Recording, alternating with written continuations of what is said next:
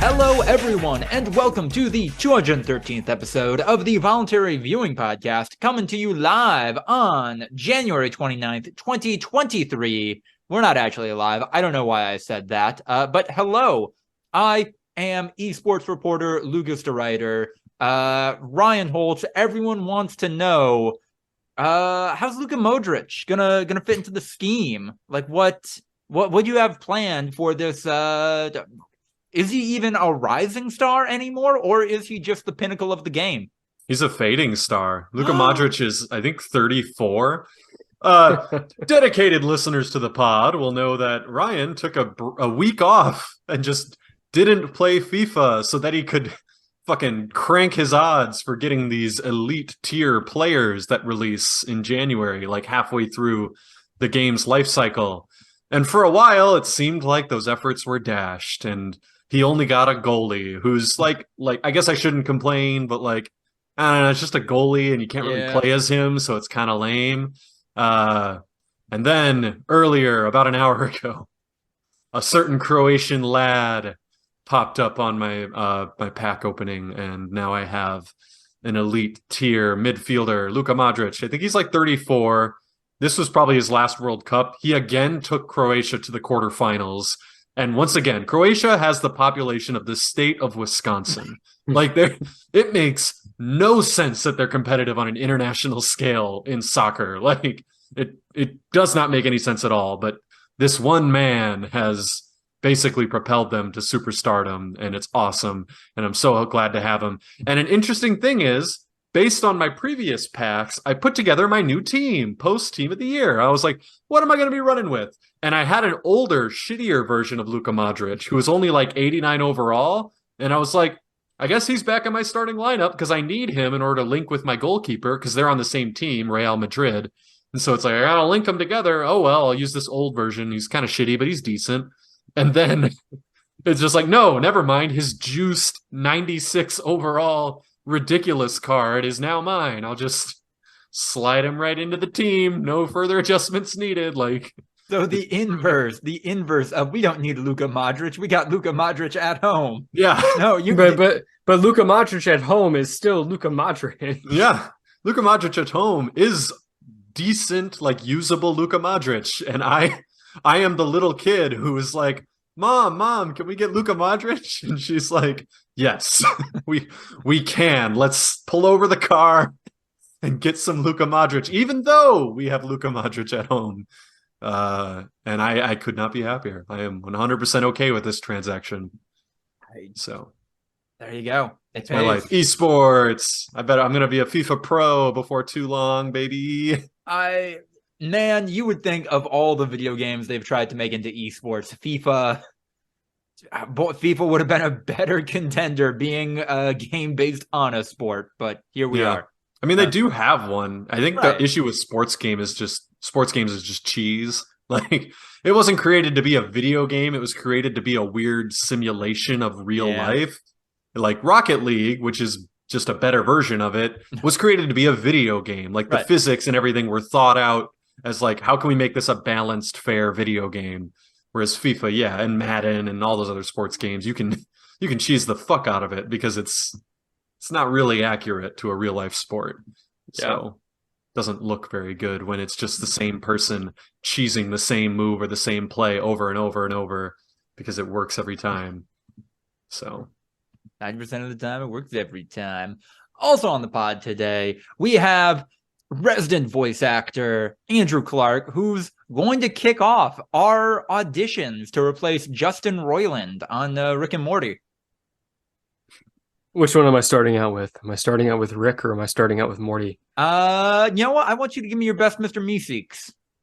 I was going to say I want to see Andrew have a conversation with Rick and Morty, which he has done as Broof and Preston in The Adventures of Broof. But in separate recordings. So I don't know. No, one time I think one take we did talk to yourself. Switch back and forth. That shit was fucking awful.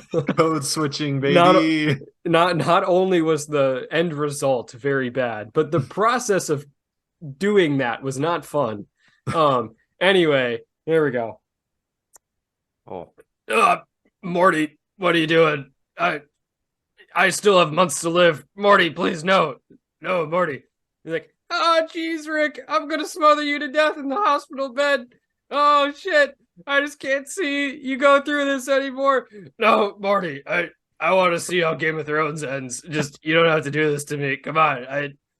Even life at a diminished level is still life. No, Rick, when this ends, you'll be gone, but I'll still have to deal with the memory of you, and I don't want to deal with having to piss and shit yourself and vomit and deal with the effects of chemotherapy.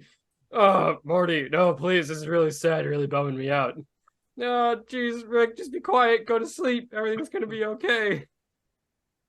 Mr. Meeseeks. Yeah, I was Mr. gonna say Meeseeks Mr. developed a Meeseeks. cure for cancer. I'm Mr. Meeseeks. Look at me. I've been born into this world with an advanced degree in biochemistry. Oh, look, I found the cure for cancer. No, Rick, I've gotten too far into this. Oh boy, Rick, I can't do this anymore. I don't want to go to prison. Oh, that was Morty at the end. Oh no. Oh yeah, no, I didn't lost it. transition from Meeseeks back to Morty very well. The Meeseeks to Morty was a slide. I lost it. I think it's closer to an affectation than it is like a difference in the voice between Morty and Mr. Meeseeks. Yeah, And scene. you got the job. I'm convinced. Yeah. Let's call up Dan Harmon. I saw him on stage once. I can pull some strings. Hey, Dan Harmon. We met in an airport once, right? Where was that? Did we? Didn't you say you met one of them in an airport? Justin Roiland. Yeah. Justin Roiland. Yeah. Hey, Dan Harmon, I saw you at a stage play once, and I met Justin Roiland in person. At JFK. I think that enough rubbed off on me. Not that way. Yeah. I forgot that until now. I've met Justin Roiland. Oh no! I put that memory. I put your memory into my head as Dan Harmon. I mean, good. Yeah, I'd much rather. I had a weird moment earlier today where went to a farmer's market in the one by where my girlfriend lives, the one that I'm about to move in with.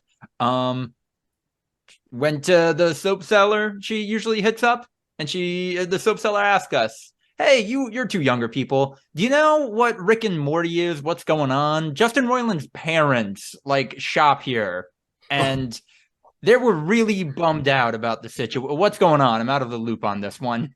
And then we had to explain to this woman that, the kid of some of her best customers might have very probably committed assault and it was very creepy to underage people. Yeah. So that was weird. Oh, you go to a farmer's market and you buy soap? Man, that's so fucking weird and normcore. You should feel bad about it. You're a bad person for doing that because of how cringe that is, Lucas. That's more normcore than buying, what was it? I don't even remember. I bought a tamale. Yeah, that soap is actually aggressively more normcore than a tamale. No, agreed. Not the highlight of my day, though. Highlight of my day was probably this podcast, I hope. No pressure, guys. Jeez. What a bar we have to live up to. We have to live up to buying soap. Damn. Yeah, the bar that we have to live up to is a bar of soap. It's a pretty low bar. A slippery bar at that. High point was probably a nice breakfast I got at a cafe near my partner's place. It was very Jumpin' nice. Java? No, it was not. You're right there. You can go there all the time now. You have time now. But then it won't be special. Doesn't have to be. It's always special. They always make you feel welcome. Actually, no, their service is kind of iffy, but the food, it makes up for it. Those are kind of my favorite places. I don't know about you guys. Do you guys like when it's just, when you know going in that all right, we're not here for the service. We're not going to get treated particularly well. It's not like they're going to spit in our food or something, but they're not. That's not what they're about here. But damn, this food is gonna. Yeah, a good greasy spoon, just a cheap ass diner where it's they've been making the same 5 things every day for 40 years, and they know how to fucking do it well, and they do not put up with guff. like an old restaurant that has bad service, you know that like this place is going to be fucking awesome. Yeah, Like, because there's food here's no gonna be other way amazing. for them to last that Yeah. long with bad service. They know what they can get away with. Yeah.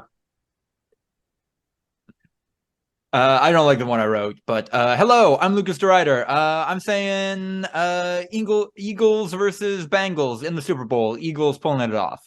Well, Is that fair? Is that the safe money? The Eagles already won. That game's over. Yeah, that game ended. Right. Oh, you mean the Eagles Yeah. are Oh, so winning you're the just Super saying- Bowl? You're Yeah. just predicting Bengals and then predicting the Eagles win. Yeah. Okay. I think that's safe. fair. I think Yeah. that's popular. Who's even favored? What's the money line for Chiefs Bengals? Dude, it has think changed Bengals. every single day. I Interesting. checked. It's been like negative 1.5 for the team that's winning, but like switching every single day. It's been wild. The Bengals didn't they beat the Chiefs twice this year? And Mahomes is like critically hurt. They've beat the Chiefs 3 times in a row, and Patrick Mahomes is critically hurt. But like, it's just but like all 3 of those games were won by field goals in the end of the fourth quarter. Like every single one has been like the narrowest of margins. Like they are equally matched teams, basically. But like, yeah, Patrick Mahomes is hurt, so I'd give the edge to the Bengals. But that's still a trend, right? Yeah, no, of course it's a trend. It would be an upset, looking at the data, looking at the numbers, it'd be an upset if Chiefs won, I think. Well, you might need to place a bet right now in the next Ooh. 9 minutes because Chiefs are actually favored right now. The line is 2 right now. The game's already started, hasn't it? I thought it starts at 3:30. 3:30, yeah. Oh, Yeah. I thought it was 5. Ah. Or Nah, three. they can't overlap Whatever. on these big games. Okay. Yeah. How divested we become once the Packers are eliminated. Yeah, Mm. do that money. It's Hit the bet off-season real quick. time for me. Ain't that the truth?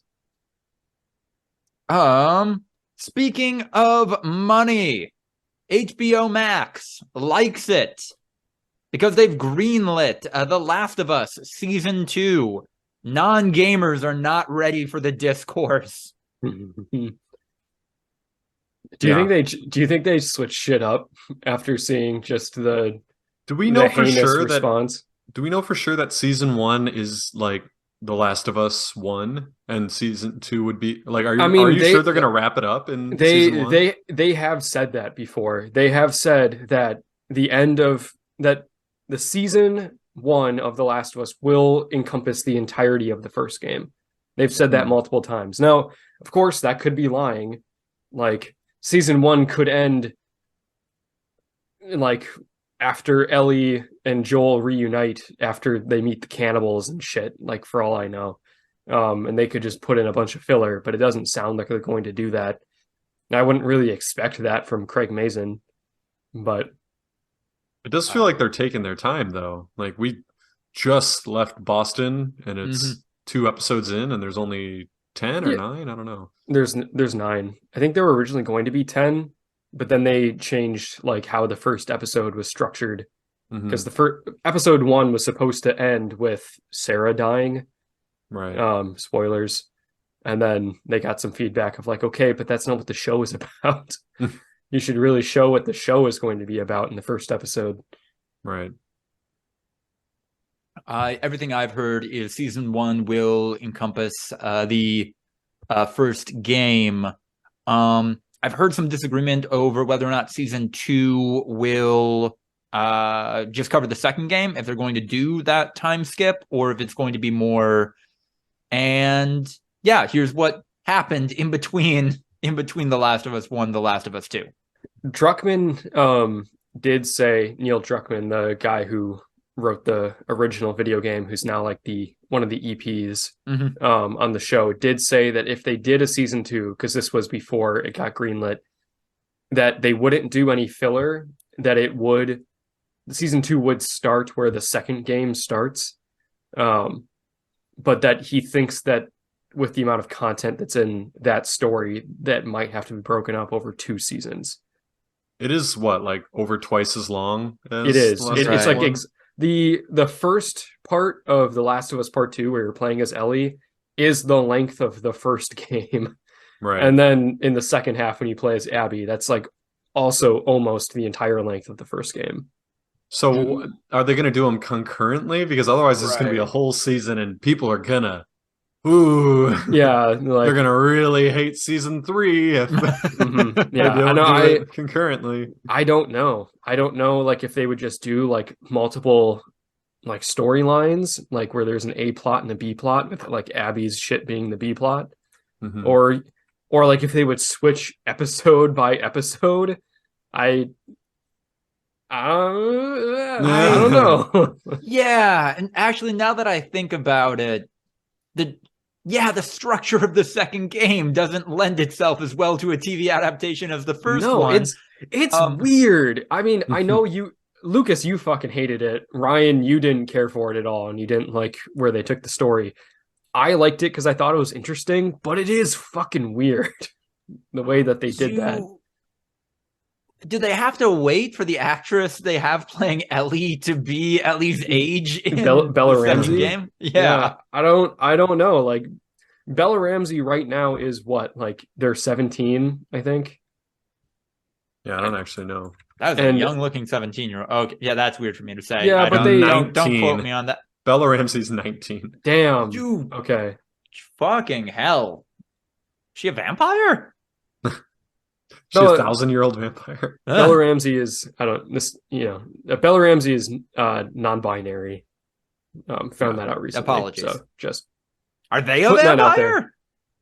Potentially. All right. They're British. Who knows what they have going on over there? Actually, that explains a lot. Okay, nope, got it. All right. I mean,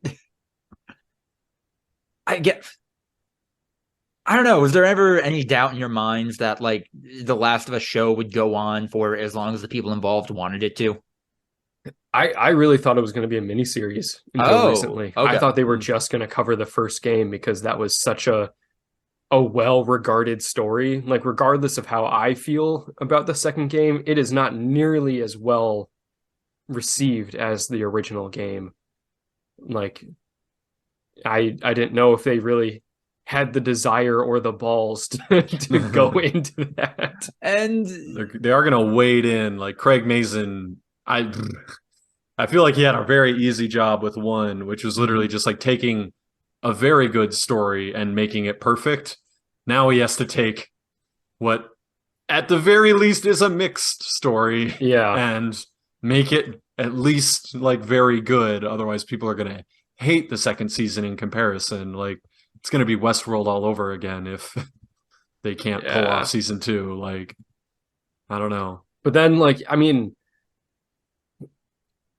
I don't know what the people over at Naughty Dog agree to at that point, because if they allow Craig Mazin to adapt the story to a degree where, like, for example, Joel doesn't die at the beginning of the second season, like, right. Does he then just like become the captain and say, I'm going to take this world and do whatever I want with it? And I'm going to tell a story that I think is good, and you guys can go fuck off. It's what they did with The Walking Dead. Like, and granted, I don't think this is the same situation, but like, yeah, season 1 was pretty true to the graphic novel. And then as they went forward, it like diverged more and more and more and more. Like, I don't know. You know, like if the second game was considered, let's just say, mixed, I think they got a lot of work to do to like possibly make that as beloved as the first season of Last of Us. And like, look, maybe they can fix it, right? They can set up, God, what's her name? I forgot her name. Abby. They can set up Abby in this season. Yeah, like that would do more for like the show as a whole to like be like, oh, look, let's get this doctor's backstory, so it's not just a random ass thing. Don't shoot me. My daughter is ripped. She will do a vendetta. Not yet. My daughter will be ripped. Yeah, my daughter has the capacity to take a lot of steroids. Don't kill me. I mean, yeah, like Abby got revenge muscles. She would not have gotten that ripped if Joel didn't kill her dad. Let's be honest. She did thousands of push-ups in front of a picture of Joel. Oh, she went full Rocky IV, yeah. It is strange, right? Like that's a weird direction for trauma to take you. And like Grant, I'm not saying it's not completely realistic, but like I don't know, she was interested in like the things that her dad was studying, and like it's not like it was impossible for her to learn and like take up his mantle. And like wouldn't that be the ultimate revenge? Like, hey, fuck you, he's not gonna die in vain type situation. Right, you just pitched the plot of The Last of Us game. Oh, it's too late. Like they can't add that character development after she is like, no, I'm Jack now. No, Abby and Ellie make up, and she puts all the effort she put into getting Swole into I'm gonna cure cordyceps. I did see something posted recently about like, because they interviewed some of the people at Naughty Dog, and like they asked them about, are you going to make a third game? And they said they're working on a potential story, and when they finish like outlining the story, then we'll decide, is this good enough to make a game out of. I agree. That means that they're making the game. And some people were trying to figure out like, what is that going to be? Are they going to continue Ellie's story? Or are they going to completely abandon her and just take on Abby's perspective, which is where the natural progression of the story would take you, but a lot of people probably wouldn't like. And people were saying like, well, Abby did bite Ellie's fingers off. And is there the capacity to like absorb some of that cordyceps immunity in that regard? And that's what they're going to do with it.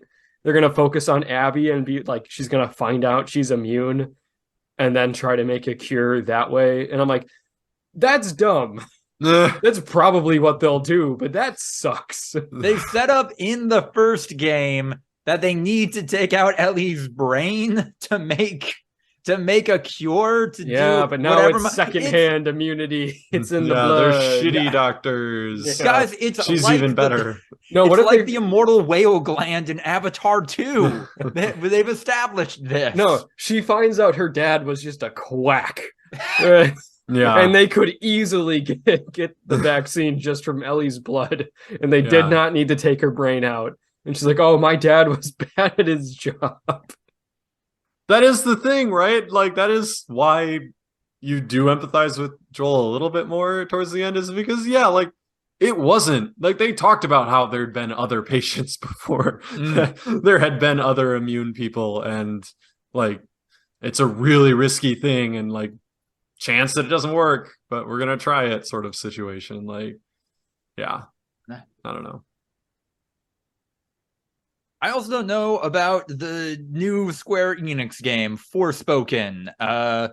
It has a trailer that uses quotes out of context. This is from other stuff, but I'm pretty sure it's a Simpsons bit.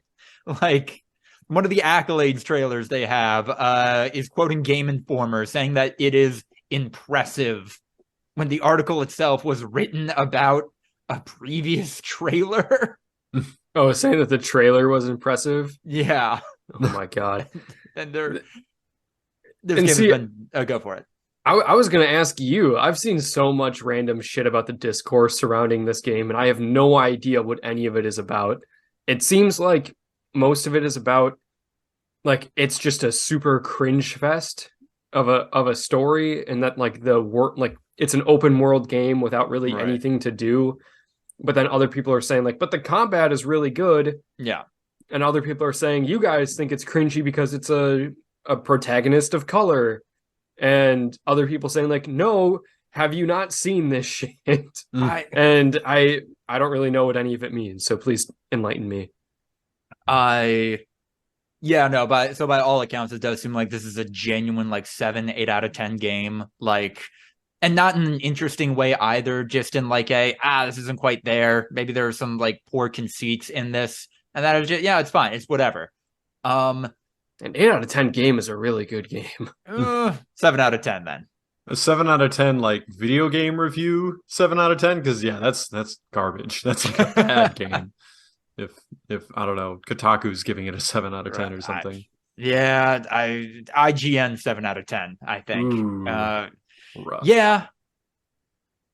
But no, Andrew, I think you would like, I kind of agree with your latter point there, where I don't know. I was listening to a podcast earlier this week, a video game podcast. That was a bunch of dudes talking about like, yeah, we've all played this game. We just don't get the vitriol. Why do people like hate this? What's going on there? It's fine. It's not like it's kind of a nothing burger. Why the hate? And it's like, guys, no, it's a woman of color at the center of the game. Like, you're all people who have jobs on the internet. You should know that when alt-righters like are able to get in on like a criticism bandwagon because there are POC people involved, like that discourse is going to last a while. That's what happened with Velma. Like, that's why. No, Velma People also don't genuinely like Velma. bad. Dude, that okay. discourse stuck around a little longer than it should have, though, and I think it was largely because, yeah, alt-righters could be like, oh, yeah, I mean, it's all super cringe, but like mostly because POC people are in this. I know, but like all of the people of color that I've seen, like also you don't need to say POC people because the P stands for people. People, color people. I think I said that in quotes, and that's something that alt-righters would say. Sticking by that one. Yeah. Weasley, I love it. Like all of the people of color that I've seen that have opinions of this game have been saying that the dialogue is so fucking cringy and doesn't make any sense and was clearly not written by someone of color. That's that's their like issue with the game. Oh, okay. But yeah, no, I'm not defending Forspoken at all. I'm just, yeah, I don't know. I think the backlash to this game has reached a point that is maybe unnecessary, and I think a driving factor of that is that, yeah, a woman of color leading it. Yeah, I mean, also like this game had like a decent amount of hype, I'm guessing, right? Its marketing campaign has been borked from the beginning, you know, and maybe that's a factor too. I remember that interview came out a while ago that, yeah, the team behind it just kind of admitted, yeah, no, we didn't have any black people in the writer's room for this one. Mm-hmm. Yeah. No, that's fair. Oh, and they did have that super cringy trailer that's like, and now I'm fighting a dragon? That, yeah. Oh, great. Now I'm fighting a dragon. Yeah. It's just like, what, Deadpool? A little bit. Which is pretty passe. I think the term that I saw to describe it is the smirking protagonist.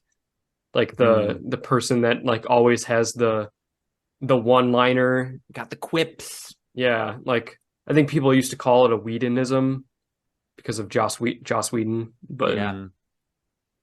I don't know. No, fair. I have not played it. I don't think I will. I got my hands full with Fire Emblem. I'm gonna talk about that one later. Oh boy. A lot of popular Blizzard games have been shut down in China, which is especially funny after Blizzard. I'm pretty sure they banned like esports players, like professional Overwatch players who were like very vocally pro-Taiwan or spoke up during the Hong Kong protests, which, damn, can't get bought by Microsoft, can't sell games in China. This is not great for that company. It feels like it happens all the time where like companies do anything they can to appease China and then have like a falling out anyway, because it's a totalitarian state that is like weird proto-communist capitalist like nightmare authoritarian regime. Like it's that can it's also not easy to get along with. Right. Yeah, like they can kick you out at any point and take all of your shit and do it legally. They're not gonna be like manipulated and bought in like the way that corporations enjoy in the Western world. Like it's not the same. The corruption doesn't flow to corporations in the same way because of this weird fucking unholy matrimony between authoritarianism, like communism, and like just bona fide crony capitalism. It's not gonna work very well. And in another punch against Microsoft, I don't know. In my mind, I've kind of just, Activision Blizzard is going to be owned by Microsoft eventually. I've already started attributing them to Microsoft. Fox News hates Xbox for having a sleep mode. I didn't see this. Is it because it's like power saving, environmentally friendly or something like that. Yeah, so Microsoft rolled out an actually kind of interesting piece of software update for Xbox that gives people the option to download updates during periods where their energy grid is using more sustainable energy. And so in theory, like that is that is going to be cleaner. That is going to be Xbox using more renewable resources than what it would otherwise. And a lot of Fox News hosts have equated this to Microsoft indoctrinating children into climate terrorism. Yeah. I'd be down for climate terrorism. Yeah, Avalanche, baby. Let's do it. Even Ted Cruz fully equated it to like gas stoves and then the coffee thing. Like, yes. This is just the next, like they really do just latch on to anything and talk about what like the liberals are trying to take away. It's unbelievable. Meanwhile, they're passing legislation that is just a crime for trans people to exist in certain states. Yeah. Well, yeah, you can't take away a person. Yeah. That's unless I don't know. Like it's kind of wild, that's for sure. I can't believe that the M&Ms they fucking like gave in to this. When was that? That was years ago. Yeah, right? I don't think it's supposed to be like a giving in thing. I think it's like a setup for a Super Bowl ad. I've seen a lot of people saying that like Maya Rudolph being the spokesperson and the M&Ms going away is like it's like a weird marketing ploy so that they can bring them back for the Super Bowl. I don't know. With no high heels, I hope. Dude, I don't know. As a liberal, I hope there's no fucking high heels on that green M&M or I will riot. Did you guys see the bit with Tucker Carlson and like the cat gun girl or whatever the fuck that was? No. It's like I feel like I need to. It's like a some social media. I mean, I don't know who this person is because the first time that I saw them was on this Tucker Carlson meme, but I assume that I've seen people like this before where it's like a hot girl in a bulletproof vest and an assault rifle or like a cat girl boy with cat ears and a gun and shit like that, like femboys that have guns and stuff like that. And they're like doing a TikTok dance with their guns and like cat ears and a tail and stuff like that. And then it just cuts to Tucker Carlson just looking absolutely horrified. And he says like, this is a fucking government psyop and anyone who believes it is goddamn brain damaged. What? It's so funny. Wait. So I know. I mean, like, I don't know what part he has an issue with because it's like guns on the mainstream and also hot women, or maybe it's a femboy and that's why he's all pissed off, or maybe the person is like a pro-gun socialist and also a cat girl and that's what his issue is. I don't know. But it was very funny to see. Is this the genesis of Tucker Carlson saying there's a deep state army? Like, there's the U.S. Army, which is traditional American values that haven't evolved since the 1980s, and then the Catboy Deep State Army. Is that what's happening here? Is that what we're going to be hearing about in 6 months? It's literally Hydra. Yeah. Watches Captain America once, and but no, it's not. No, it's not Nazis. They're actually Antifa. Like they're. Yeah, I was gonna say like they're not a bunch of fascist assholes. They're actually socialists. But actually, no. Like Antifa is like the real Nazis. So like. When you think about it, they hate Nazis so much that they're willing to put Nazis in concentration camps. Yeah. Making them the real Nazis. They're actual Nazis, though, when you think about it. Nazis are socialists. You guys know this. Like, it's in the name. They have to be. You can't just lie in your name. And then that's why North Korea is a democratic republic. Democratic Republic of North Korea. Yeah, no, that's legit. They're democratic as fuck. Kim Jong-un is just really popular. Like they all vote for him. Every single one. Like, it's not even like Putin where like he gets like 96% or something. They just straight up somehow not even a single person. That's crazy, huh? All right. Well, moving on. 100%. Jesus Christ. Jesus Christ. Oh, this world, this bed we've made, this world we've made where Nope gets snubbed at the Oscars. This world is a vampire. Fentadrain. Yeah. Oscar noms came out this week, and I feel like that was the most surprising one for me, was Nope just not even getting a nom in a year where they had what? They had like 9 movies. Did they nominated? not get a single nom for anything? No. And yeah, Really? not even, not Best Picture, but yeah, not anything. Like, that was kind of surprising to me. So, Best Picture, All Quiet on the Western Front, Avatar: The Way of... Okay. The Banshees of... Avatar got it. Jesus. The Banshees of Inisherin. Elvis?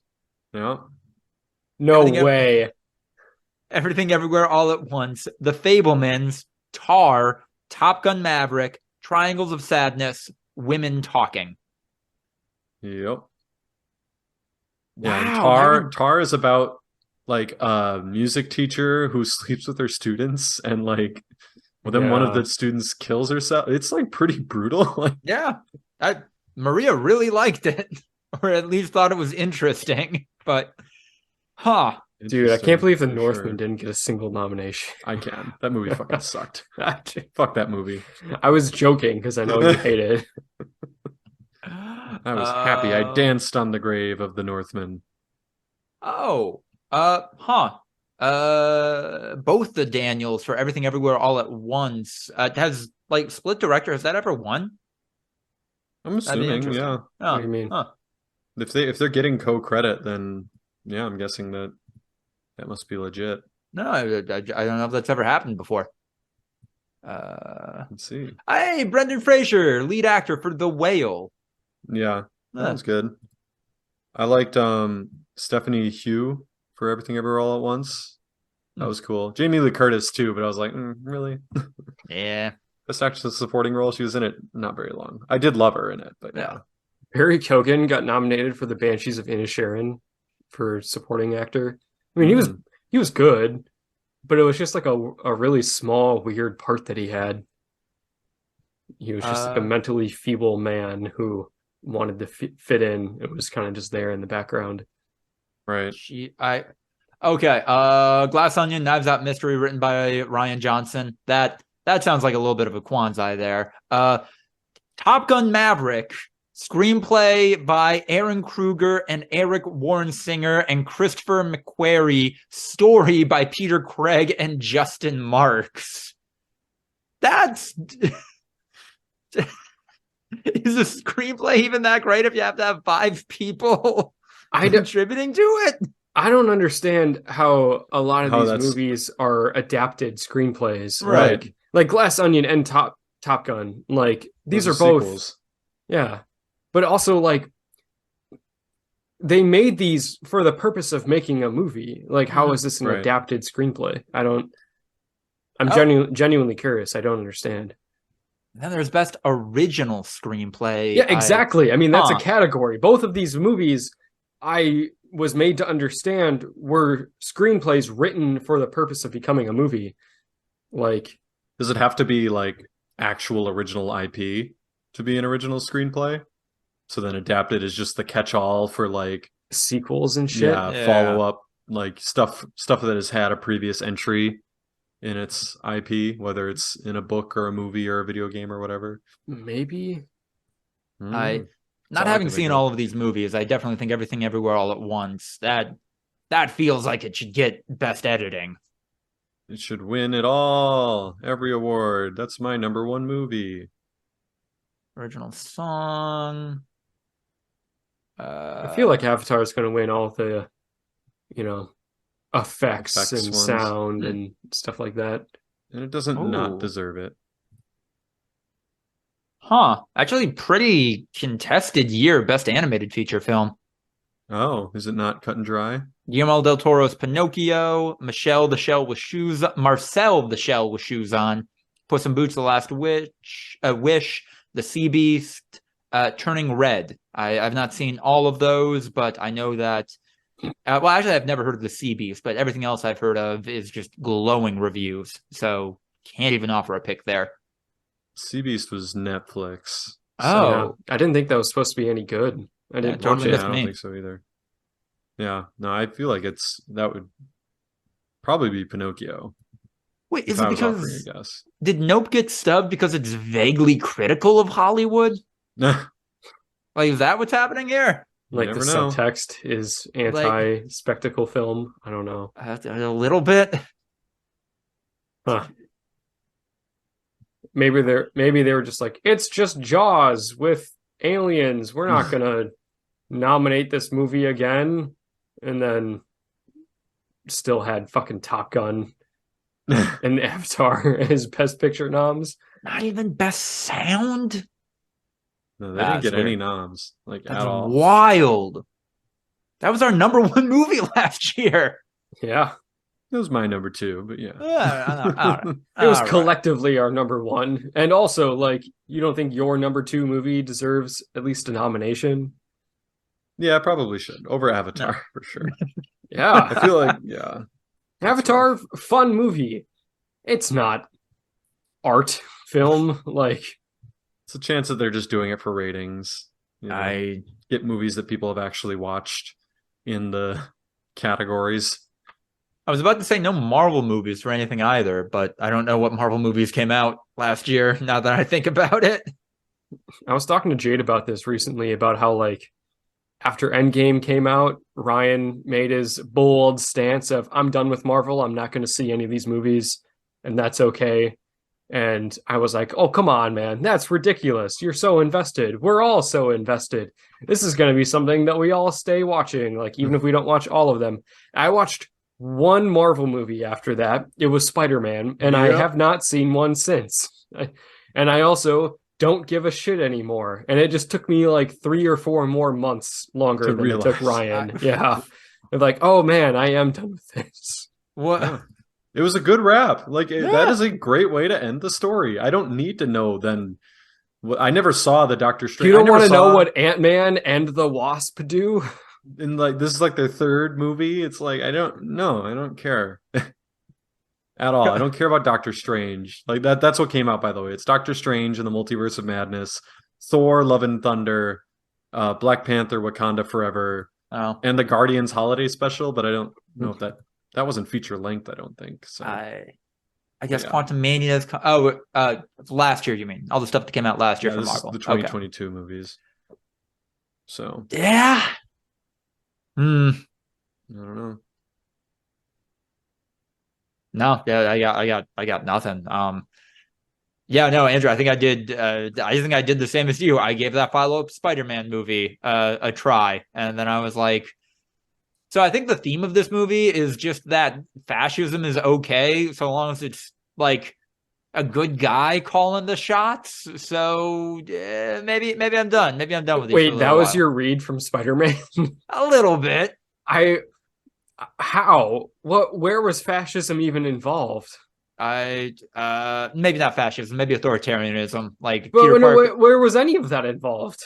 Well, Peter Parker getting the drone army. That was a different Spider-Man movie. No, yeah, but that's the one that came out immediately after Endgame. Oh, you're right. Okay. I was thinking of Far From Home. No. Homecoming, the last one. Yeah. So I guess I did see 2. I saw 2. I saw both those Spider-Man movies. Wait. No, Homecoming's the first one. Homecoming is the first one. Far From Home is the second one. No Way Home is the most recent one. That is a really dumb naming convention. Anyway, yeah, so I did see 2. I was wrong. I saw both of those Spider-Man movies after Endgame. Yes, you're right. Andrew, the weird drone army was dumb. Andrew, will you check out Spider-Man 4 Home Alone? Takes place in 1993 and stars Macaulay Culkin. Could do it. We alluded to this a little bit before. Do we have anything to add about everything going on with Justin Roiland? He stepped back from a lot of projects. It's kind of come out. I don't know if any outlet confirmed this, but at the very least on social media, that he was a creep and a bunch of 17-year-olds Twitter DMs, Instagram DMs. Yeah, and a bunch of like former coworkers then like showed text screenshots of him being a fucking lunatic and a creep. So yeah, I don't think this one should not shock anyone. Like, you can be sad about it, but you definitely can't be shocked. Yeah. He's always been the weird dude. That's his thing. Right. And I feel like weird can very easily skew into not even just problematic, just like outwardly Bad. horrific. And like that's your excuse, is like, hey, no, I'm just weird. I'm just not neurotypical. Sorry for my neurodiversity. Oh boy. All right. Oh, that's not okay. I don't know if I have anything to weigh in on this one. I guess I've seen some people out there saying that, like, well, the show's not going to change at all, or that, like, well, did he ever bring anything to the table for Rick and Morty actually? And like, yeah, very clearly he did. Like, just because it turned out he was a creep and abusive doesn't mean that Rick and Morty isn't very clearly the very authored product between Dan Harmon and Justin Roiland. Like, maybe by all accounts he wasn't as involved in the writers' room, so maybe the tone won't change too much in that show. But like, come on, no, he was pretty influential in creating it, and like, I think we're lying to ourselves and trying to make a black and white situation out of something that is deeply morally gray, that a problematic person was integral to widely popular show's creation. Yeah, I mean, like, if these people that, turn out to be pieces of shit weren't good at what they did, then they would never have been famous. Right. Like, Michael Jackson made some music that people really like. Yeah. He was a bad guy and probably should have gone to prison. Like, and there's hundreds of examples of that, where it's like, liking the thing that they made doesn't make you a bad person, but you definitely should not defend them as a person. First couple of seasons are definitely the brainchild of this collaboration. It does feel like the reason that we had kind of those down years was because like the show was learning how to be a show without Justin Roiland's creative input as much, and I think that it's now found its footing because they figured it out. Like the writers' room is full of very talented people. Like the first season, I think, had a horrifically misbalanced in terms of gender writers' room, and then I like starting like season 3 made a very specific point to like have as many women as men in the room, and it's definitely helped the show as like a broader thing, and a lot of the people in that room have gone on to already like have their own shows and movies and everything and be very successful. So I think I don't think that Rick and Morty would take a step down, and like the voices that he has are some of the most easily impersonated voices of all time. Like, I don't know if you would necessarily notice from the outside looking in, other than the fact that they might make a meta joke about it. Like, yeah, like I did see a tweet of someone saying Rick and Morty's never going to recover from this, because how are they going to find a man in America willing to do a Rick and Morty impersonation? Yeah. So sucks. I just thought it would be canceled because there's like other stuff going on, and they'd be like, ooh, now it feels weird, but no. So there you go. Yeah, I guess that's the thing. That's the one other bit of news we hadn't mentioned, that it's going to continue. Like, without Justin Roiland dropped he was willing to drop the creator's credit. Maybe that even happened at his request. And like, I don't know. I like the court of public opinion stuff, but I was definitely like, oh, so like if he's requesting his name be taken off of not only Rick and Morty, but like Squanch Games, his game studio, so he this is legit, and this is him doing damage control. This is him making the conscious decision. Yeah, I can probably make more money off of Rick and Morty, still getting residuals from it, if like my name is just removed from the show going forward. Well, he won't get residuals if he removes from the credits, at least on the new stuff. That's the whole thing. Yeah, I wonder if it was like an agreement of maybe he didn't request that his name was taken off. It was that like, okay, like we're going to cut you a deal if you take your name off of this. I don't know. That's why when the Roseanne thing went down the way it did, is it was like they didn't immediately launch into the spin-off, which was just Roseanne minus Roseanne. Like they had to literally scrub her completely, cut her out of any deals, and like basically remove the creator and make sure that she didn't earn any money off of the continuation. Speaking of Roseanne, when I was watching the Eagles, the Eagles 49ers game, which was on Fox Sports, I saw a commercial for a comedy special featuring one Roseanne Barr on Fox Nation called Cancel This. Roseanne Barr, you're on Fox Nation. That is being canceled. That is the definition of canceled. You can only get money from people with a Fox Nation subscription. Yeah, it's like that one woman that was on The Mandalorian who was going to get her own spinoff until she turned out to be like a horrific racist, Rosario Dawson. And now, like, I'm sure this isn't happening anymore, but like immediately afterwards, when she was like, she had been cut from all of her projects, Ben Shapiro's TV network picked her up and said, we're going to make a show together. And it's like, that is the punishment. Right. Like, you are now officially canceled. Your shit is done. Good day, sir. And I think I saw that Rosario Dawson's, that show did come out. And Ben Shapiro's audience hated it. Yeah, of course. Fox Nation is like a scary, like, graveyard of people who got canceled. Like, literally, it's got Roseanne Barr now. It had what's her name, Sharon Osbourne. After she got like full blown canceled, now she has something on there. Ozzy Osbourne's wife. Yeah, she got like hard canceled because she was being really racist about.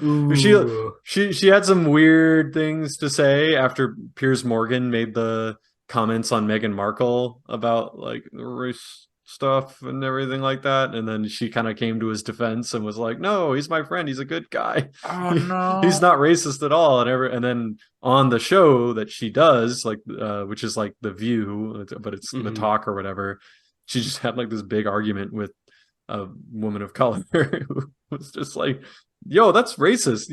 Like, he was really racist. And she's like, no. And then it got really heated. And so, then she got fired from the show, got canceled, all this stuff. Also Cops, Duck Dynasty. Oh, right. Like all this stuff that got canceled because culture kind of moved on from him or from them. And now it's on Fox Nation. You guys ever think about how greatly political discourse in America would improve if just like anything Fox branded just went away for like 3 months? Yeah. I know I'm not the first person, and I don't know if it's totally accurate to compare like right-wing mentality in the US to full-on people being in a cult, but elements of it definitely. A lot of people making the conscious decision, I'm only going to get my information from Fox News for whatever reason. I don't know. That feels really cultish, and going cold turkey on that. I don't know. I'm speaking very hypothetically right here. If 24-hour cable news and social media were discontinued for a few months, discourse in general would completely recover near instant. It would be like COVID, how when COVID hit, all of a sudden like everyone was indoors and like nature is healing, that meme and stuff, like it would be like that, but for like discourse and like civility, people being decent human beings again. Like I mean, or they would just slink away to even deeper, darker corners of media. Like, I mean, if Fox News goes away, that might just be the dam breaking and people being like, well, we need to find the closest equivalent. And it just being, lizard people are here to rape your children because they're Jewish. And I don't know. I was including 24-hour cable news, like throw in CNN and MSNBC and Newsmax and fucking what was it? One American News. I think that one's dead now, right? Yeah. Throw all those in there too. Like, yeah, like Oh, get rid of the outrage machine where like you have to have something that you're upset about for 24 hours on both sides of the aisle, and get rid of social media people sharing some weird fucking article about how the lizard people are drinking children's blood. The real life moment where I like fully realized just how terrible the 24-hour news cycle was just to society. Back in high school, when I was working at a bank as a teller, like we had a TV in like an auxiliary office that we were only allowed to have CNN or Fox News on. So of course I had CNN. Jesus. They were, yeah. What a dichotomy. Yeah, how? CNN was running a news story about, God, it was like a white, like there was a shooter who was uncovered to be like a part of a white nationalist band or something like that. So they played songs from the white nationalist band. And I heard that song like maybe 50 times throughout the course of my shift. And that got a white nationalist song stuck in my head for like a day and a half. Damn. It is just repeating the same things over and over and drilling it into people's heads. You can always tell when you're talking to someone who has those talking points like just absolutely nailed in there so deep that you can't really like have a discussion because it's just regurgitated talking points from hours and hours and hours of 24-hour cable news. Also, speaking of social media collapsing, that reminded me I tried to create a Mastodon account. That's right. Update, Mastodon update. I think my account was deleted. Damn. Because like they don't I couldn't log in. I tried all of my usual passwords associated with my email address, and finally I did like, I guess I forgot my password. Please send it to me. And then the response I got from Mastodon after doing that, if your email address exists in our database, you will receive a password recovery link. And I have yet to. So, damn. Mastodon does not want me on their platform. I've had that on other services too, though, that are like much more legit, where like they claim that, like as long as you have an email with us, we'll send it. And then I never get it. I feel like it's more in like their password recovery service failing than your account actually being gone forever. Oh, fair. Yeah, but I've gotten that before where like I'll say I forgot my password and they'll never send me anything, and then I'll remember it later and log in successfully. Right. And it's just that their email service is fucked. Right. Yeah. All right. Well, I gotta talk about Fire Emblem. Can you guys let me talk about Fire Emblem for... Please do. No, we refuse. I did not think that characters being able to go Super Saiyan in this game would so demonstrably impact gameplay.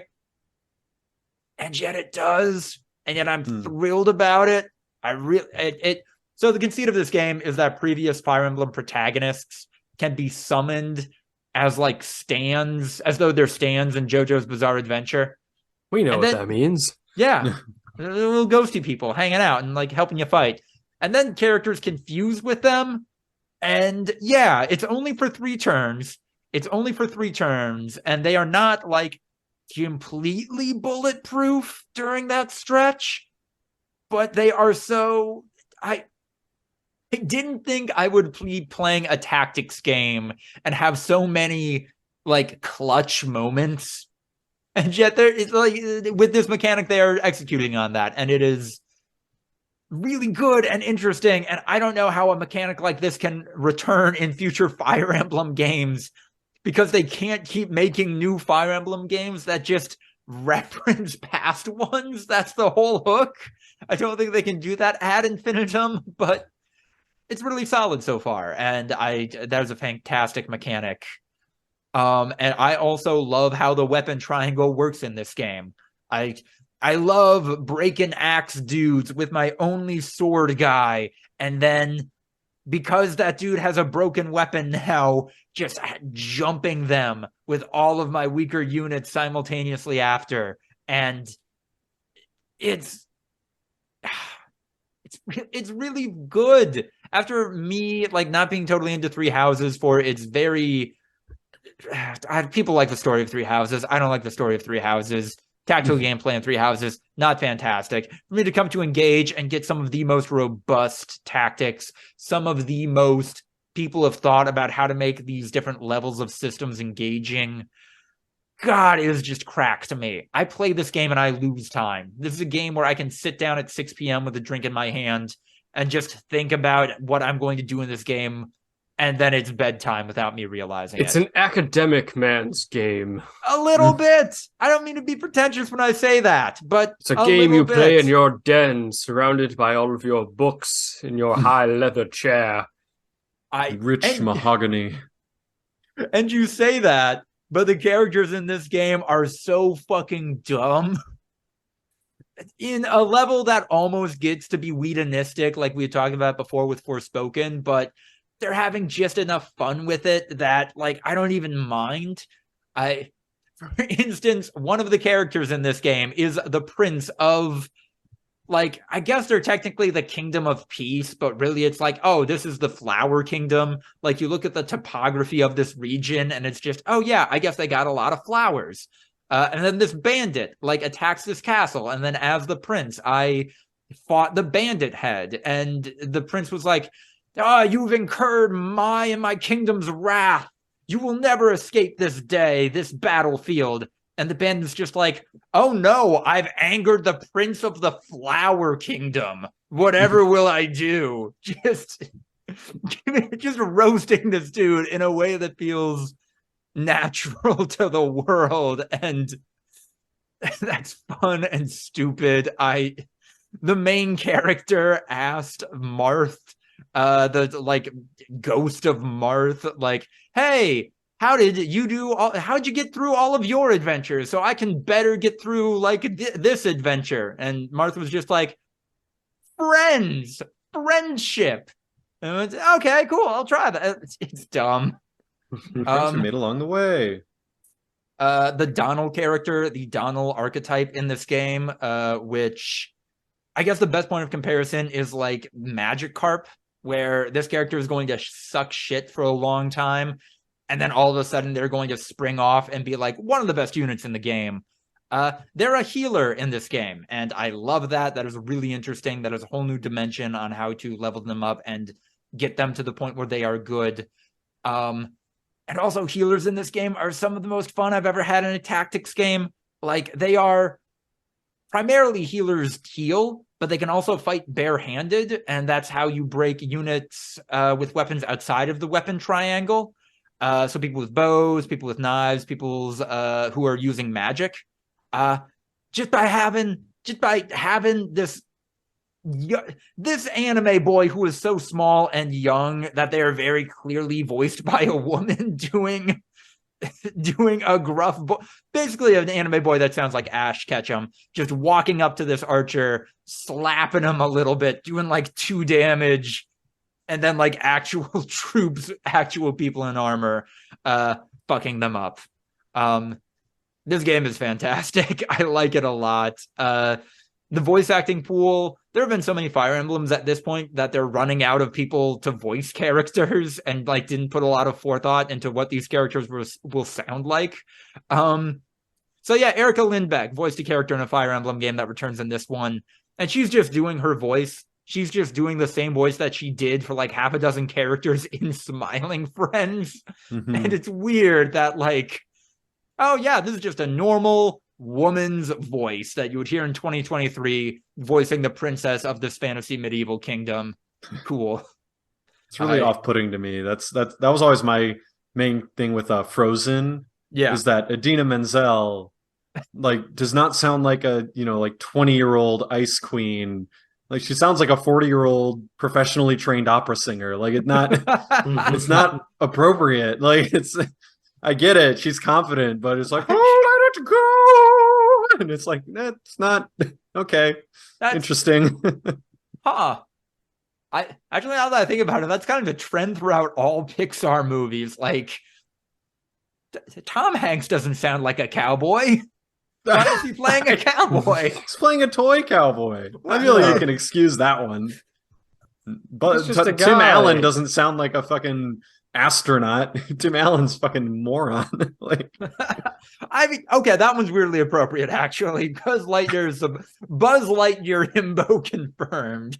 Yeah, Woody's like a kind of adult. Woody wouldn't do well on the open range with like actual cattle that he has to rustle. Like, that doesn't really work. So yeah, Buzz Lightyear being a confident himbo, sure. But you know, if Buzz Lightyear was a real person, yeah, he'd be a terrible astronaut. And there are just so many like character archetypes in this game that are already fantastic. There's an evil femboy in this game who's probably joining my party later. I believe there's a gender non-conforming trans woman coming up in this game if Twitter is being accurate, which maybe they're not, but I'm hopeful. And yeah, you know, it's just this game knows what it is. This game isn't trying to dress up. It's Saturday morning cartoon level plot, level characters with, like in Three Houses, like a bunch of fantasy writing that's maybe gesturing at like, and this is actually a deep commentary on society and how religious-based cultures can actually do, and like, I don't know, it's way more upfront about how stupid this shit is, and I am all about that. So I guess I've never really played that type of game. Like, you can choose the makeup of your party in terms of like alignment, like good and evil. Like, you can put evil people on your team, but then like, is the overarching story that you're fighting for something good and the evil people are somehow doing good? Like, how does that work? Ryan, yes, straight up, your party is, you are in this game are fighting for the good dragon and trying to kill the evil dragon. Oh, obviously. But your party can have evil people in it who are fighting for good. Yes. Yeah, like do they have a motivation for why they want to be good now? As it is so far, it is this character isn't aligned with the evil dragon overtly, but Thief recently joined our party, and she is like, oh yeah, I'm just like straight up a murderer. But she found a ring that was like, yeah, this houses the spirit of an objectively good hero. And this spirit says that they're cool, and like our goals are loosely aligned. You can get in here. Sure. Why not? Yeah. So I imagine there's going to be a line of dialogue later that's like, hey, evil femboy, you don't fuck with the evil dragon. Come over on our side and like be loosely aligned with us for a little bit. Yes. It's the Fast and the Furious method where a character is the bad guy for one movie and then the next movie is like part of the family. Yeah. Just like a good guy. They don't really do it very well. Fire Emblem engages Paul Walker is an evil femboy. Yes, that is correct. So it wouldn't really be Paul Walker. It'd be like what, Dwayne Johnson. Dwayne Johnson, yeah. God, what's his name? Bald Jason guy. Statham. Jason Statham. It'd be who's the new one? Who's the new guy that came in and Hobbs and/or Shaw? No, that's two. That's The Rock and Statham. Wait, The Rock is Shaw? Oh, no, Shaw is Statham. Okay. Hobbs is The Rock. Okay. The Rock, yeah. Okay. Yeah, I don't know. Oh, are they bringing in Luke Hemsworth? Is he going to be a good guy now? Huh. Was Luke Hemsworth a bad guy at one point? Yeah, he was. Is the kid from the Tokyo Drift movie ever coming back? I feel like Tokyo Drift has been completely decanonized. Yeah, right. Because Han came back and then died again. What? No, his death was always canon. But like they changed. No, yeah, he came back, and that's when a lot of people were like, they had to cover it. They had to be like, yeah, for this cameo to work, these movies have been out of time for a while, Tokyo Drift, a movie where people are actively using Nokia phones, not even Nokia flip phone. That actually takes place in like 2018. Okay. That's how they did it. Because I know that like in a semi-modern Fast and the Furious movie, Han was in it. So they did it by like really retconning the Tokyo Drift storyline and making it happen really late. Yeah, okay. It says that he faked his own death. Oh, so they did. Yeah, they did retcon. Wait, so he's alive? Yeah. Yep. Han's like full-blown alive. Oh. Yep. It says he faked his own death and used Deckard Shaw's attack as cover before going into hiding, but eventually resurfacing 7 years later. My man went full full the hound. he died in Tokyo Drift, right? And then several movies later, like they retconned it so that Shaw killed him. But then several movies later, retconned it so that he knew that it was happening and used it as cover to fake his own death. Guys. And went into hiding, but now is back. Jesus Christ. Okay, I have just discovered something on the fandom, the Fast and Furious wiki. They've let Vin Diesel do short films that take place in the Fast and Furious universe. I think I just found a contender for the next bad movie night. Who makes them? Like Vin Diesel directs too or something? Los Bandoleros is a 2009 short film directed by Vin Diesel and written by Diesel with co-writer and executive producer TJ Mancini. This is so fucking good. Is it canon? According to the wiki, yeah, it looks like it. And he got Michelle Rodriguez to do it too. Michelle Rodriguez is in it. Damn. 20 minutes. Did you guys see the shit between Vin Diesel and Dwayne The Rock Johnson? Because like Johnson's contract expired and like he wasn't going to return to the series, but he was still in negotiations. Mm-hmm. And then Vin Diesel like put out a video where he's like, let's make things clear. Like, you put this out in public. He's like, let's make things clear, Dwayne. You don't have a choice in the matter. You're part of the family. You have to rejoin. Like, you don't have a decision in here. And Dwayne Johnson's response was like, I was on the fence and now I'm definitely not. This was so not cool of you to do. I am definitely not coming back now. I get that. I get why Vin Diesel is being kind of a petty bitch, but like, this is never going to be The Rock's franchise, Vin Diesel. Yeah. Like, Dwayne The Rock Johnson is one of the highest paid actors in Hollywood. He does not need to do this. Right. He might be the highest grossing actor of all time. Huh. Actors of all time. It might straight up be The Rock. Okay, they're saying Stan Lee. That doesn't fucking count. Oh, fuck you. No, actually, it's the Avengers people. That's boring. That makes sense. Scarlett Johansson's actually number one right now. Yeah. Edging out Robert Downey Jr. No. Sam Well, they Jackson. got Robert Downey Jr. for cheap for the first couple of those movies. Yeah. It's actually Zoe Saldana, if you're not... Well, no, because she did Avengers. She did Marvel shit, too. Fuck. Yeah. Chris Hemsworth, Marvel shit. Chris Pratt, Marvel shit. There you go, Tom Cruise. Oh. It's Tom Cruise is how far you have to go to get someone not involved in the MCU at all. And then Chris Evans, Tom Hanks, who I don't think is in.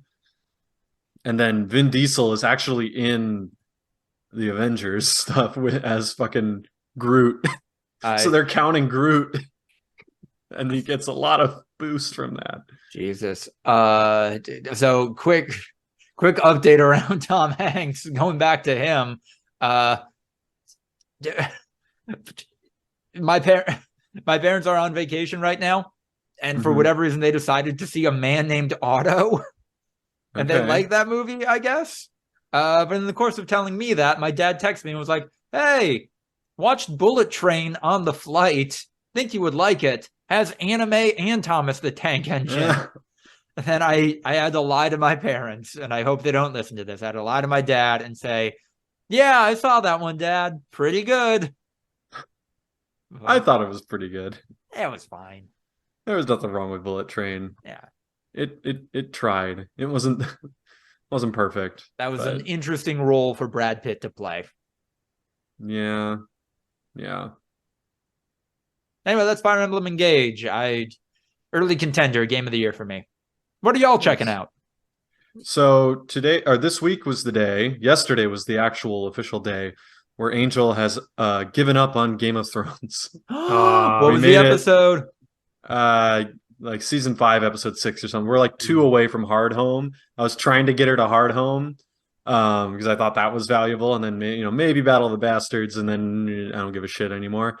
And it didn't quite make it, and it was just kind of like, hey, so are we done? Because it's been like a month since we've watched any.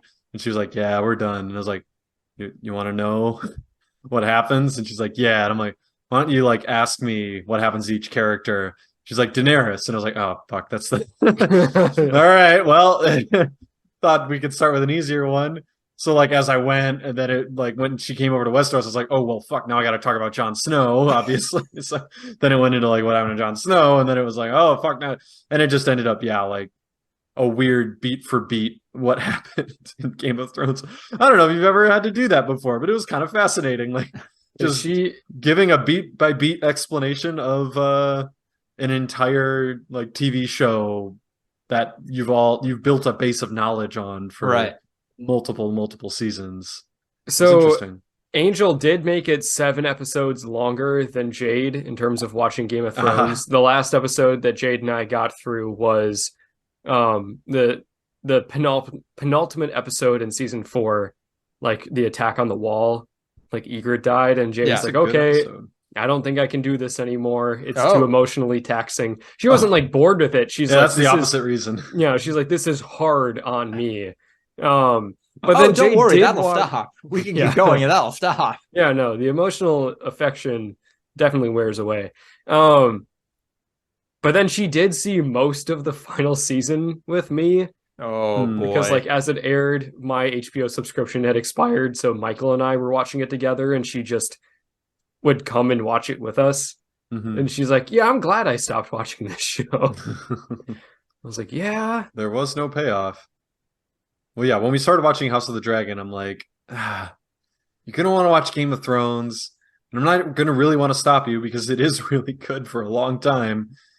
But you are in for disappointment, and I'm glad that she was able to stop and had self-control to be like, all right, it's kind of going downhill. Like the Sand Snakes had been introduced. Arya was in Bravos. Oh God, I forgot about the Sand Snakes. Yeah, Arya was in Bravos doing stupid Bravos shit. Bran was that's the season where Bran was out. Like he just wasn't in season 5 because they had to catch up to his story. It was a decent time to give up. Although I would still propose watching Hard Home as like a one-off, like, hey, that's crazy cool. stuff. Yeah. Although I've already kind of spoiled. I feel like part of the hit of Hard Home for me was how I did not expect what went down. I did not expect the White Walkers to fucking show up and shit to go crazy. Right. So knowing what's coming, probably not as much. Is that do you think that's the last big good twist in that show? That it is, for a second it seemed like, oh wow, the wildlings and the I've already forgotten what the Watch, like they're gonna get together, they're gonna band, like they're gonna unify against the White Walkers, and then no, most of the wildlings just get got. You think this is gonna be there's gonna be a new tentative alliance, and then nah man. Oh, how the fuck are they ever going to beat that? That doesn't make sense. Everyone they kill becomes extra strength for them. Yeah, they'll do just doesn't work out. They'll do the Star Wars thing. You just kill one and all the rest of them die. It's great. White Walkers basically vampires. Come on. Kill the head, like everyone else dies. Yeah, you just literally kill the one and you are good to go, son. Like it never happened. Maybe the Hound I don't even know if that was affecting, because he was a fan favorite character. I don't know if that was fantastic. But it was affecting to us. Yeah. But still, it was like, okay, he died by implication off screen. That's not how they do this shit. Like that people did too. Stannis did too. Like but then they like had to like go back and say, okay, the fans aren't really settled on this. They had to have Brienne come out and say, I cut off his head. Eventually.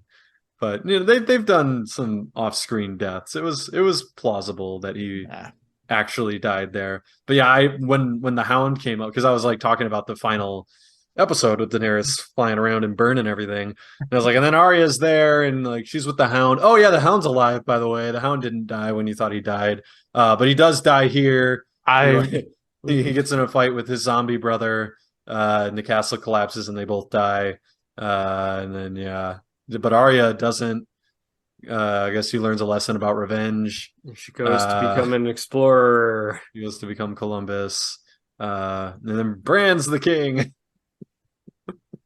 He's really pieced out about it. Why do you think I came all this way?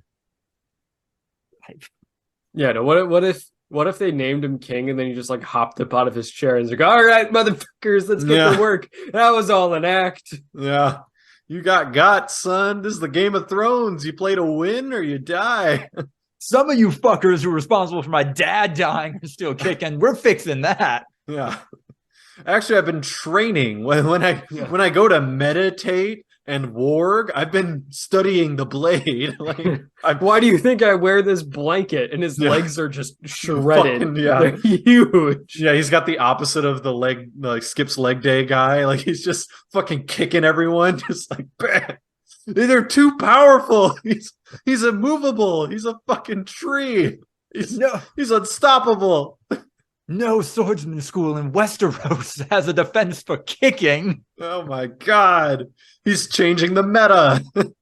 All the greatest knights in the world don't stand a chance. Does Hardhome happen? No, Hardhome happens before Battle of the Bastards, right? Yes. Yeah. Oh, it happens before Jon gets got. I had to explain that. I had to explain you remember the whole Lyanna and Rhaegar thing, how they think that she was kidnapped and raped and murdered? Nah, they fell in love and they got married in secret and had a baby. So Jon's not actually a bastard. And that's why Ned wanted him to go to the Night's Watch, just so he'd be safe and blah, blah, blah, blah, blah. And yeah, but then he gets relived. And it actually doesn't matter. The whole prophecy doesn't matter. He doesn't take out the Night King. He doesn't become king. He doesn't kill Cersei. None of it fucking matters. He kills Daenerys, I guess, but But that was the whole point of the prophecy, was that he was supposed to kill Daenerys in order to kill the Night King. Yeah. It was that's how he made his sword strong enough to kill the Night King, but that came after, and it was dumb. I've completely forgotten why Littlefinger dies. Oh, because Sansa and Arya... He's trying to split up Sansa and Arya. Yeah. And the whole season, you're like, oh shit, he's doing it. Like, they hate each other now. And then all of a sudden, all at once, it's like, they're like, lol, girl power, and fist bump and kill him. But it was just what? The reason that he died was they're like, oh, it turns out he's a schemer. And we figured out that because Bran told us he's the one that killed Jon Arryn and started the whole shit. Literally Littlefinger. Everyone from the beginning of time is like, that dude's fucking dangerous as shit. He is. Let's let him live. Yeah. There is no trust that you can ever put on him. He is literally going to backstab you the second it is opportune for him. You cannot trust him in the slightest. But let's be honest, is Varys the actual most pointless death? He's just like, oh shit, I've been really good at managing expectations and understanding when I need to put my neck on the line and stuff like that. And then he's just like, YOLO. He's like, yeah, that's right. I fucking did it. Kill me. Yeah, kill my ass. Why? I completely forgot Varys died. I forgot Varys did anything in those last couple of seasons. Third to last episode on Dragonstone.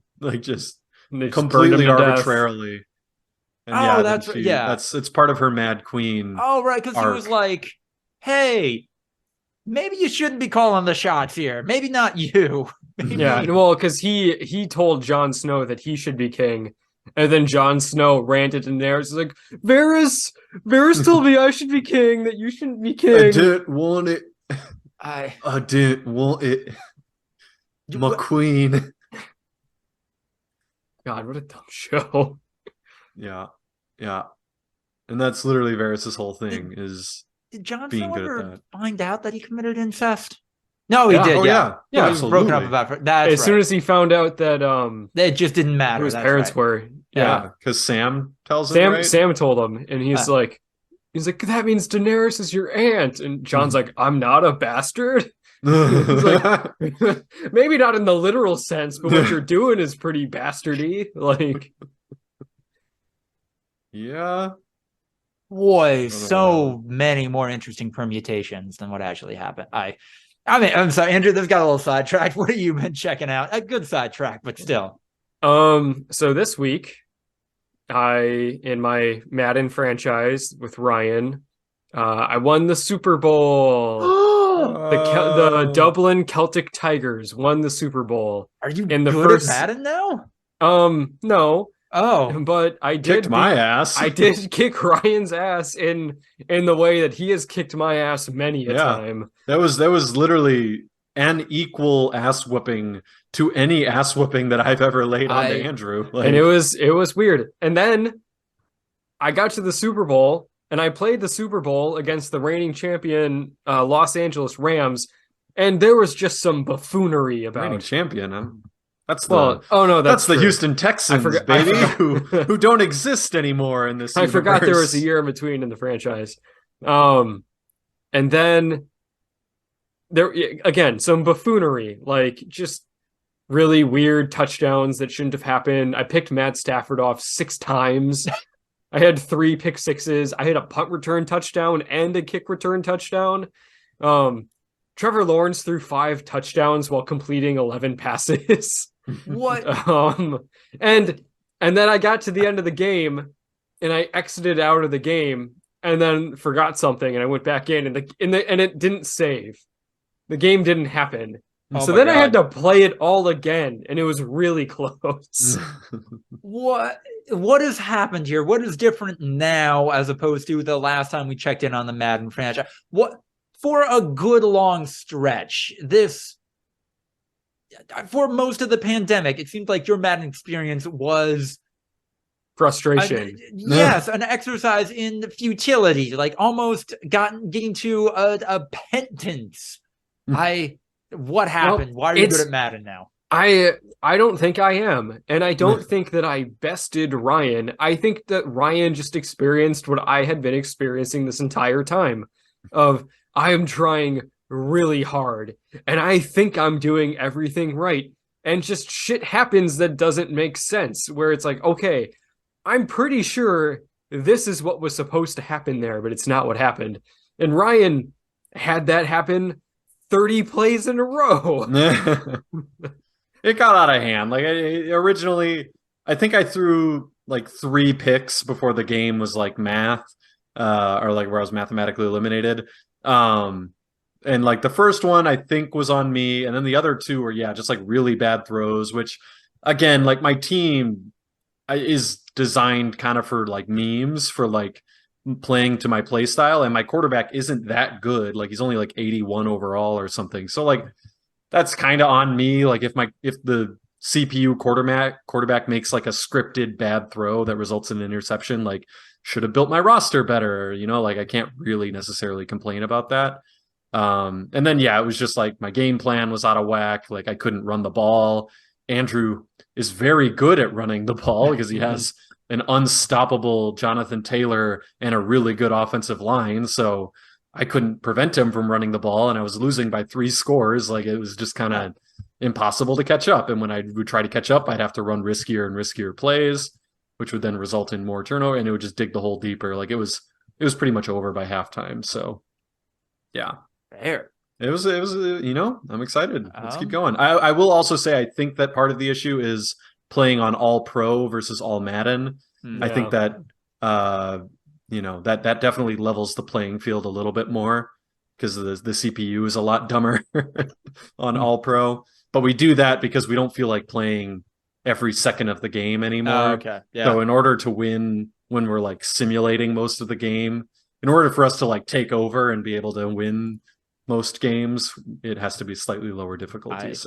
I get that, and that's weirdly analogous to Fire Emblem Engage, which has a button like, hey, you can optimize this character. You can give them all the best gear. You can have them play the tactical battles for you in what might be like the best way. And I'm like, I don't think I believe that. I don't think I believe that a computer is better at making these decisions than I am. But I totally understand you guys' approach of, we're in this to be in this, to continue this league, not to power through every game. I desperately have to pee, so I'm going to do that while y'all talk about episode 2 of The Last of Us, if you don't mind. And apologies if I repeat anything. Yeah. Episode 2. Yeah. We're going through the outskirts of Boston. We're shipping out of Boston. Whoa. Y'all want to see something gross? You want to see some gross shit? Something so fucked up that it's kind of beautiful in a weird way. Yeah. Yeah. So one of the big changes I feel like that they really introduced in this episode. I don't know, did you listen to the podcast, Andrew? I did. Yep. Yeah. They definitely hammer it home even more so in the podcast that, yeah, we are fully moving on from spores. Spores don't exist in this universe. It kind of doesn't really work in real life because, like, spores go everywhere. Like, they don't. And that's how mushrooms and fungus spread. That specific way is spores. That's what makes them fungus, basically. But who cares? It's sci-fi. Well, I mean, not necessarily. I'm sure there's fungus that don't utilize spores and maybe use something more like this method that we're talking about and everything. But yeah, so they've replaced the spores with tendrils and created this weird fucking mushroom network that is utterly devastatingly terrifying. Yeah. In every sense of the word. And my favorite excerpt from the podcast is Craig Mazin talking about the change, and then Neil Druckmann kind of unashamedly going like, yeah, how much we knew about that. The tendril network thing, I kind of thought about some really cool gameplay ideas that if we would have thought of that, we could have included in the game. And I had heard got in rumors around what The Last of Us 3 will focus on. Like that'll be a little more of a thing, that like the zombies have a hive mind. They're gonna retcon it to be like, oh, this is cool, let's do this. I guess maybe. Yeah. I have no idea how they would pull that off without it being like, oh shit, this is way cooler than what we thought of. And like, I think Craig Mazin tried to give him an out and was like, they're doing all this research and new stuff is coming out every day, like trying to, maybe it wasn't known that was the thing and I just got lucky. But I think it wasn't like this is a thing that has been kind of discovered in like and widely accepted in like 2018. It is very recent and very scary. Speaking of things that are scary, do we think that the clickers maybe work a little bit better in a game than in the show? Not to say that episode 2 was bad by any stretch, but I don't know. I think the concept of clickers a little more horrifying when you personally have to kill them in a video game. I think they might have made them more scary. Yeah, like, I thought they were scarier. Seeing how the characters reacted to them, where like beforehand, Ellie was asking Joel, like, you ever kill like infected? And Joel's like, yeah, I killed a ton of them. And like they walk in there and they see the signs of a clicker, and both Joel and Tess are like, oh fuck.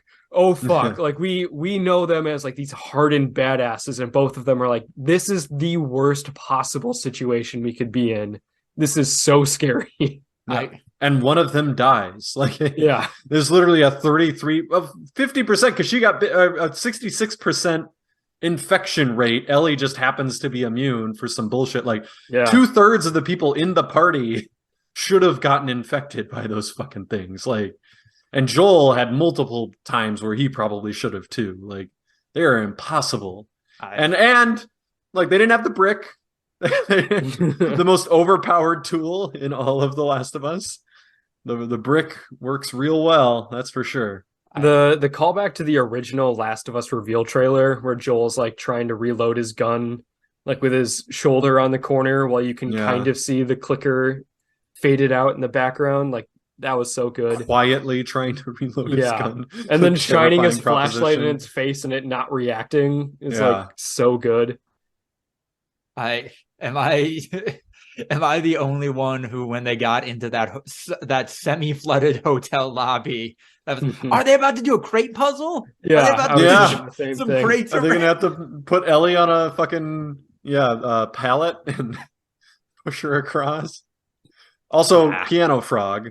Like, That's period. fine. End of sentence. Piano Yeah. frog. That's all we ever needed. Piano frog.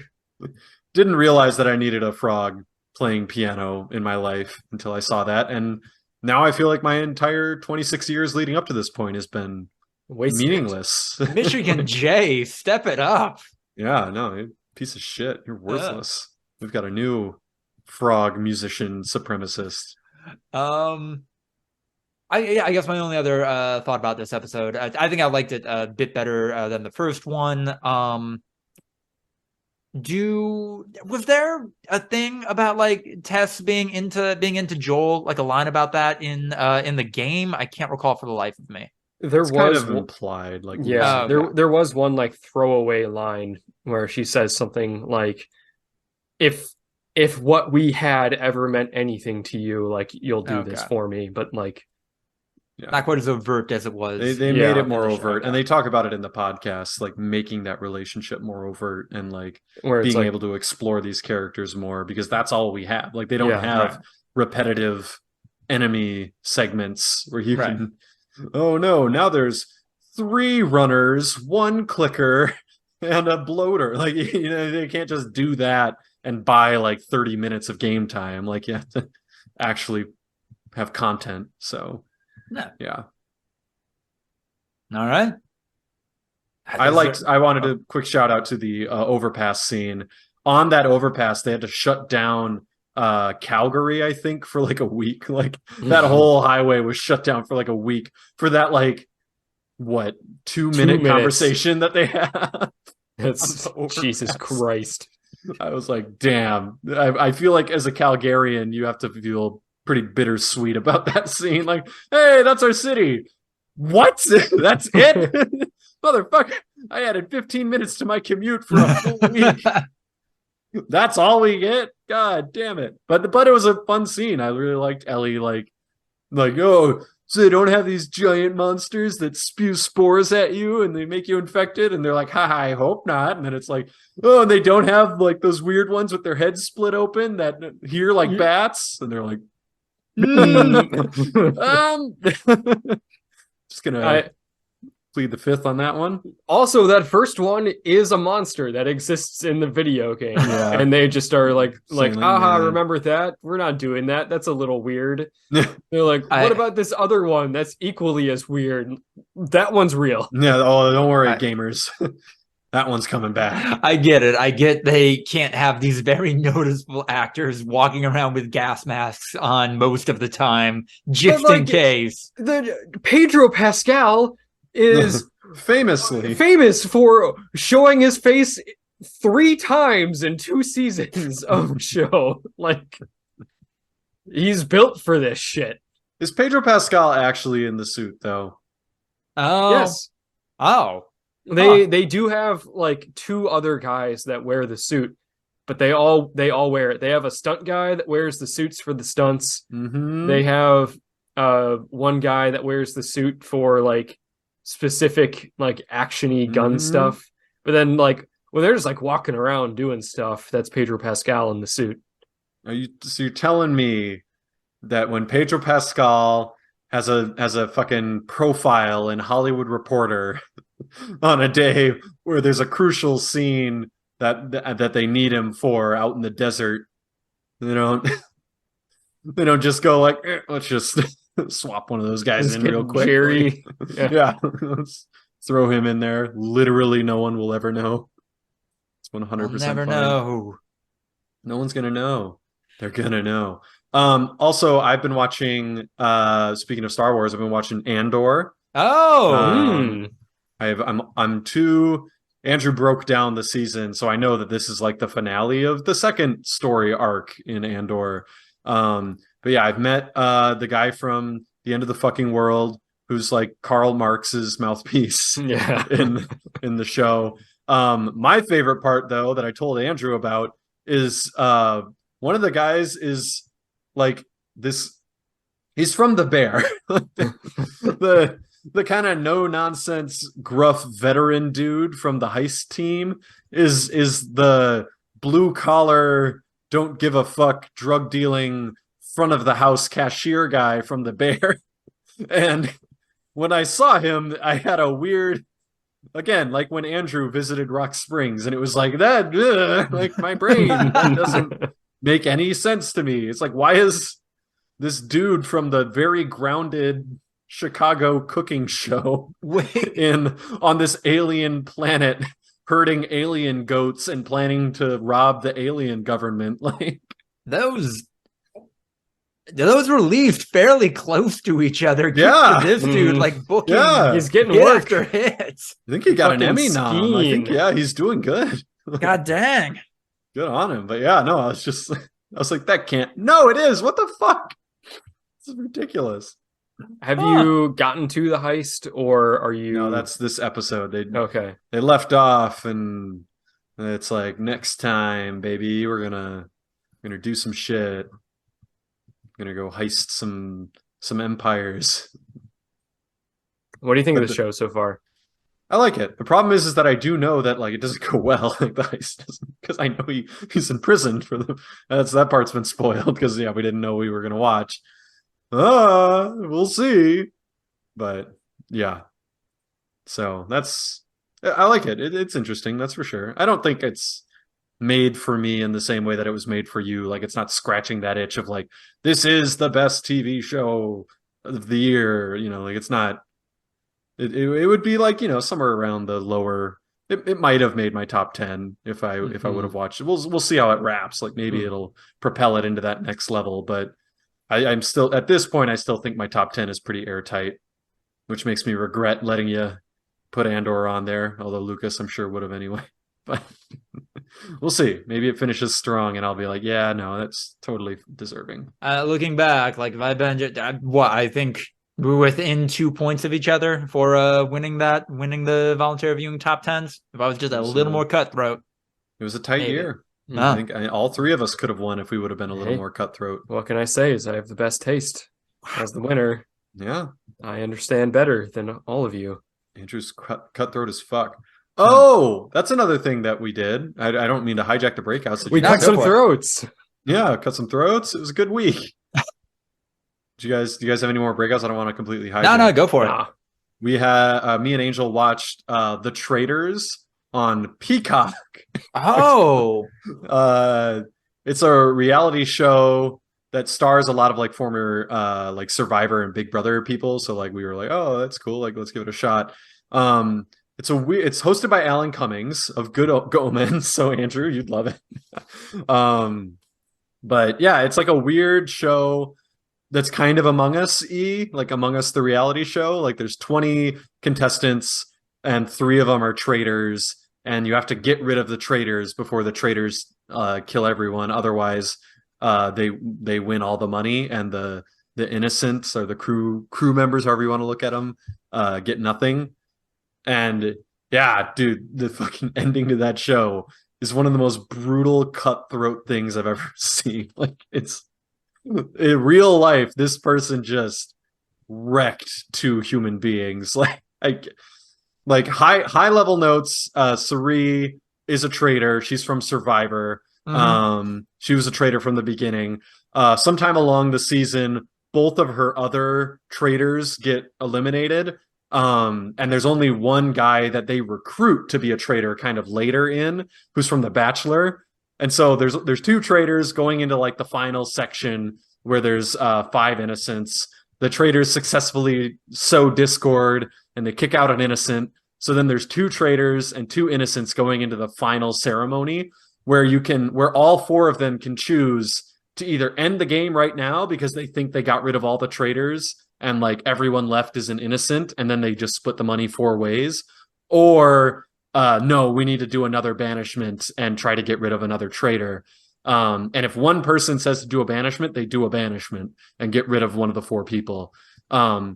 And in the first segment, the first traitor is like, end the game. Like, because if there's a traitor left, the traitors get the money. So he's saying, let's end it now. And then the two traitors split it two ways and the innocent people get nothing. And then the innocent is like, end the game because I am gullible and I think that like everyone here is innocent. I love you guys. Oh, no. And then the third innocent's like, end the game because we did it, guys. We win. We got rid of all the traitors. And then the final one, Suri from Survivor, the last traitor, is like, banishment. She's like, and like everyone's like, what the fuck? Like, so she's like, I'm not cutting this. yeah, she's like, prize I'm not with you. splitting, bitch. Like, she's like, nah, fam, I ain't splitting shit with no other traitors. And she's like, she gives some speech, and she's like, she's closer to the other innocents, so it's kind of like she's gonna be able to sway them to her side and get rid of the other traitor, and then pose as an innocent and get all the money for herself.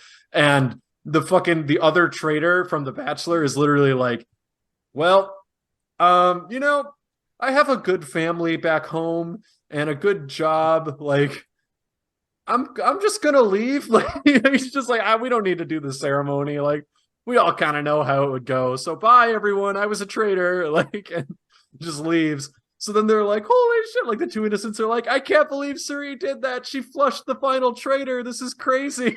And then they go and they're like, end the game. And the second one's like, end the game. And Suri's like, end the game. And then they're all like celebrating, like, we did it. I can't wait to split it three ways. And then the host is like, all right, let's ask. And like, you know, let's see if you were an innocent or a traitor. And the first person's like, I'm an innocent, guys. Yay, we did it. And she's like, you guys have been my family. I love you so much. Suri, you were like my mom through this whole experience. Like, I wouldn't have made it through this without you. You were always my guiding force and my rock. And then the second guy comes and he's just like, you know what, guys? I don't have it in me to be a traitor. Like, other people can backstab and like go behind people's back. That's not me, though. I'm an innocent. And they're like, yeah, they're like patting each other on the back. And then it gets to Suri and she's like, I'm a faithful at heart, but in this game, I'm a traitor. And they just fucking, her face is like, Suri, for reference, is like a 45-year-old mother. Like, she's just like an older woman, and the other two are like a young man and a young woman.